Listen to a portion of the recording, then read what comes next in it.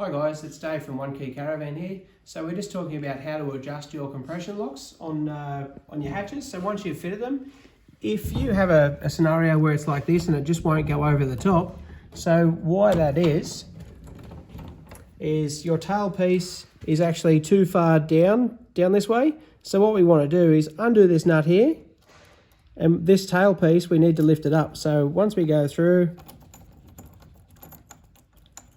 lifting the nut underneath it, come back up, push it in, and that's locked.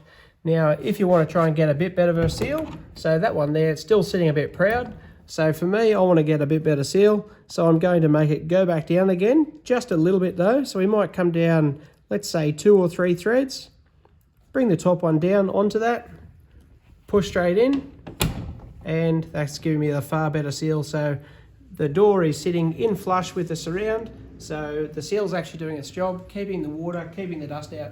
So why would some of them work straight away and then some not close down over the keyhole like that? Okay, so that's a really good question. So when I assemble all these locks, because I go through and assemble every single one of them, what I try and do is make this tailpiece sit in exactly the same spot. Because we've changed out hundreds of locks now on vans, I know pretty much where that tailpiece has to sit. So some of the contributing factors might be that afternoon sun, if your van's out in the heat. So having the black, most of them vans have black checker plate, black hatches, so we know that black and sun, we're going to get expansion. It's going to warp at the same time.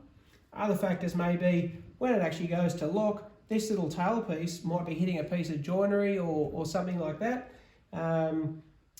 Can be quite common when you go to this coast access door. There is the quite small one, so it's the size 1, so it's only half the size of this. So what I always say to people, the next thing is I would use this tailpiece off your existing. So when you do take this top nut off, use the existing little tailpiece. So you're saying if what you've just shown doesn't resolve the issue, it may actually be the tailpiece that needs to be changed. Yeah, exactly. So sometimes they might have modified it, or some particular brands, it might be 1.5 mil shorter. So 1.5 mil doesn't look like much to the eye, but it does make a big difference. If the old one works straight away, that's what you need to be looking for. And what's the last thing that may be an issue if those two things don't resolve the person's problem? So then when we look at, the last part is when you actually bring the handle down from underneath to lock it, it comes down and that piece there should be locking into place. So that little nut there, it needs to be wound down. So we always wind the nut down to where it should actually sit.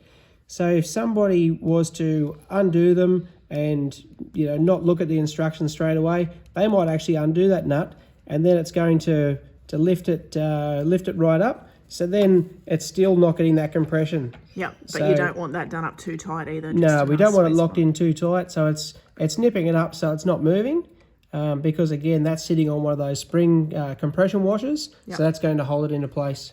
Okay, I think that should help everyone's issue. Thank you.